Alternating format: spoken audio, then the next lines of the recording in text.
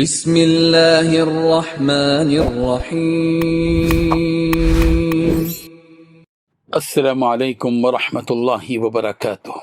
الحمد للہ وکفی عبادہ الذین اصطفی، اما بعد۔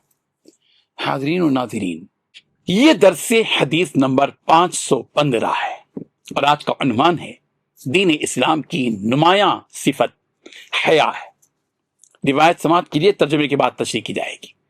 بسم اللہ الرحمن الرحیم۔ عن انس رضی اللہ عنہ قال قال رسول اللہ صلی اللہ علیہ وسلم ان لکل دین خلقا وخلق الاسلام الحیاء، ابن ماجہ۔ ترجمہ یوں ہے، حضرت انس رضی اللہ عنہ سے روایت ہے کہ رسول اللہ صلی اللہ علیہ وسلم نے ارشاد فرمایا، ہر دین کے نمایاں اخلاق ہوتے ہیں، ہر دین کے نمایاں اخلاق ہوتے ہیں، اور اسلام کی خوبی حیا ہے، حیا ہے۔ حاضرین و ناظرین، اس حدیث میں رسول رحمت صلی اللہ علیہ وسلم نے حیا کی عظمت اور اسلام میں حیا کے بلند مقام کو واضح کیا ہے۔ آپ علیہ السلام نے ارشاد فرمایا کہ ہر دین کی ایک خاص پہچان ہوتی ہے، ہر دین کی ایک خاص نمایاں صفت ہوتی ہے، جبکہ اسلام کی نمایاں خوبی حیا ہے۔ اس سے معلوم ہوتا ہے کہ حیا اسلام کے بنیادی اخلاق میں سے ہے اور مومن کی شخصیت کا اہم ترین حصہ ہے، ایک پارٹ ہے۔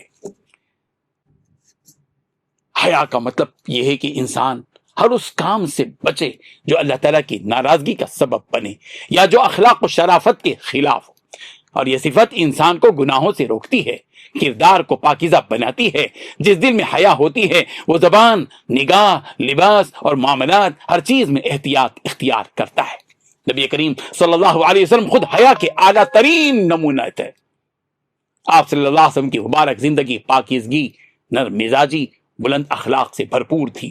صحابہ کرام رضی اللہ عنہ نے بھی اسی صفت کو اپنی زندگیوں میں اپنایا، جس کے نتیجے میں ان کا معاشرہ پاکیزہ اور باوقار بن گیا۔ یہ حدیث اس طرف بھی توجہ دلاتی ہے کہ جب معاشرے سے حیا ختم ہو جاتی ہے تو بے راہ روی، بے پردگی اور اخلاقی بگاڑ عام ہو جاتا ہے۔ اسی لیے اسلام نے حیا کو ایمان کا حصہ قرار دیا ہے اور اس کی حفاظت کی تعلیم دی ہے۔ ہمیں چاہیے کہ اپنی گفتگو، لباس، نگاہ اور تمام معاملات میں حیا کو اختیار کریں اور اپنی نسلوں کو بھی اس عظیم اسلامی صفت کی تعلیم دیں۔ اللہ تبارک و تعالی ہمیں حقیقی حیا نصیب فرمائے اور ہمارے اخلاق کو اسلامی تعلیمات کے مطابق سنوار دے۔ آمین۔ وآخر دعوانا ان الحمد للہ رب العالمین۔